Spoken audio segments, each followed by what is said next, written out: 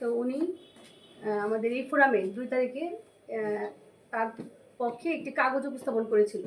তো যেহেতু কাগজটি উনি তাৎক্ষণিক উপস্থাপন করেছিল এবং সেই কাগজ এটা হচ্ছে উনি যে পেমেন্ট করেছে সেটা সাকসেসফুলি রিসিভ হয়েছে ইউকে এম্বাসিতে, এবং ওনার যে ইমেলের কপিটা সেটা উনি ওই 2 তারিখে আপনাদের সকল অফিসার এবং সকল ফোরামের সামনে উপস্থাপন করেছিল। আপনারা এই বিষয়ে অবহিত আছেন। তো তৎপ্রেক্ষিতে আমরা আরপিও 14(3) ধারায় এটা সামারি এনকোয়ারিতে নিয়েছিলাম যে বিষয়টা কি আমরা দেখি বা এটা অধিকতর যাচাইয়ের জন্যে। তো এই জন্য এটা আমরা স্থগিত রেখেছিলাম। আজকে আপনারা জানেন যে আমাদের জাতীয় পর্যায়ের মনোনয়ন নির্বাচনের যাচাই বাছাই আজকে শেষ দিন। তো এই বিষয়ে ওনার এটা আজকে আমরা সমাধানের জন্য আপনাদের সবাইকে এখানে সমাবেত করেছি এটা ঘোষণাটা করার জন্য।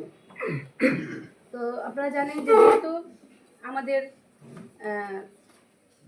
গণপ্রজাতন্ত্রী বাংলাদেশ সংবিধানে অনুচ্ছেদ 66 দফা 2 গ-তে উল্লেখ আছে যে কোনো ব্যক্তি সংসদের সদস্য নির্বাচিত হইবার এবং সংসদ সদস্য থাকিবার যোগ্য হইবেন না যদি তিনি কোনো বিদেশি রাষ্ট্রের নাগরিকত্ব অর্জন করেন কিংবা কোনো বিদেশি রাষ্ট্রের প্রতি আনুগত্য ঘোষণা বা স্বীকার করেন। এই বিষয়টা বলা আছে সংবিধানে।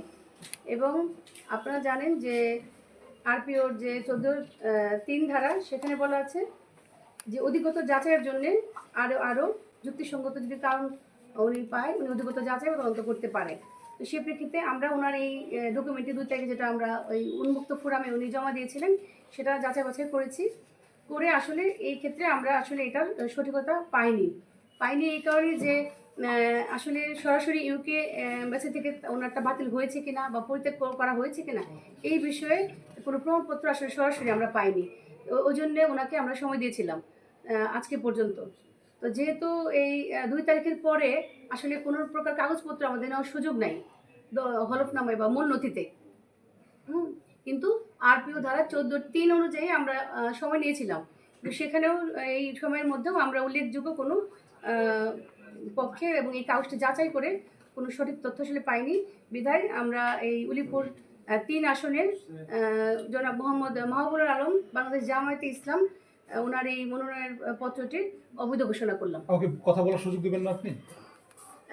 দেখেছেন আমাকে এটা আছে আমি সবার প্রতি আন্তরিক এবং আন্তরিকতার কারণে কিন্তু আমরা এটা সময়টা দিয়েছি এবং আমরা যাচাই করেছি। আপনি একটা ভুল ইয়ে বলতেছেন। আপনারা যদি এসে যান আপিল অথরিটিতে আমার মনে হয় সেটা সবচেয়ে ভালো হবে।